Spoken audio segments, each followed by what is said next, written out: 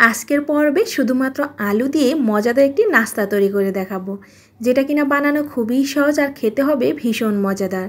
ঘরে যদি শুধুমাত্র আলু থাকে তাহলে এই নাস্তাটি খুব সহজেই বানিয়ে নিতে পারবেন। ঝাল ঝাল এই নাস্তাটি খেতে ভীষণ মজাদার। বিকেলে চায়ের সাথে এরকম একটি ক্রিস্পি আলু নাস্তা থাকলে তাহলে আর কিন্তু কোনো কিছুর প্রয়োজনই হবে না। তাহলে চলুন ঝটপট রেসিপিটি দেখে নেই। আলু নাস্তাটি বানানোর জন্য প্রথমে আমাদের লাগছে 4টি মিডিয়াম সাইজের আলু। আলুগুলোকে আমি খোসা ছাড়িয়ে খুব ভালোভাবে ধুয়ে পরিষ্কার করে নিয়েছি। এবার একটি নাইফ দিয়ে এই আলুগুলোকে স্লাইস করে কেটে নিচ্ছি। তবে একদম পাতলা করে কেটে নিইনি, মিডিয়াম সাইজের করে কেটে নিয়েছি। একদম পাতলাও হবে না, আবার একদম মোটাও হবে না। তো সবগুলো আলু আমি একই সাইজ করে কেটে নিয়েছি। এবার চুলায় একটি প্যান বসিয়ে দিয়েছি পরিমাণ মতো পানি আর দিয়ে দিচ্ছি 1 চা চামচ পরিমাণ লবণ। এবার পানিটা ফুটে আসা পর্যন্ত অপেক্ষা করব। লবণটা পানির সাথে খুব ভালোভাবে মিশিয়ে নিচ্ছি।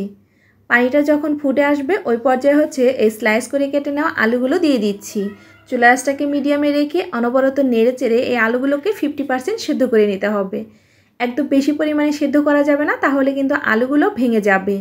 তো আলুগুলো আমি 50%-এর মতো সিদ্ধ করে নিয়েছি। এবার চুলা থেকে নামিয়ে নিচ্ছি পানি ঝরিয়ে, আর দিয়ে দিচ্ছি আমি নর্মাল কলের পানির মধ্যে। এখানে আমি একদম ফ্রিজে ঠান্ডা পানি ব্যবহার করিনি, কলের নর্মাল পানিতে আলুগুলো দিয়ে পানিতে 2 সেকেন্ডের মতো রেখে আমি একটি স্ট্রেনারে পানিটাকে খুব ভালোভাবে ঝরিয়ে নিচ্ছি। তো পানিটা ঝরতে থাক, এর মাঝে আমরা একটা ব্যাটার তৈরি করব। ব্যাটারের জন্য আমাদের লাগছে 1/3 কাপ পরিমাণ ময়দা, সেই সাথে লাগছে 1/2 কাপ পরিমাণ চাউলের গুঁড়া। এরপর এখানে দিয়ে দিচ্ছি আমি 1 টেবিল চামচ পরিমাণ কর্নফ্লাওয়ার।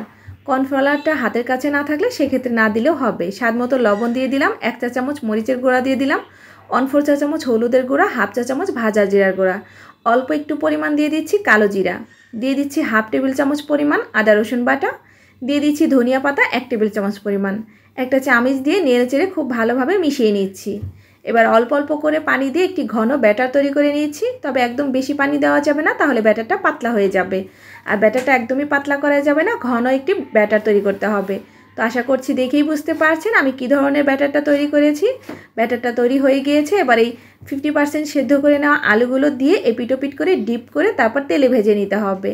ভাজার জন্য চুলায় একটি প্যানে আমি তেল বসিয়ে দিয়েছি, আর তেলটা যখন মিডিয়াম গরম হয়ে যাবে ওই পর্যায়ে এই আলুর স্লাইসগুলো দিয়ে এপিটোপিট করে ভেজে নিতে হবে ক্রিস্পি করে আর গোল্ডেন কালার করে।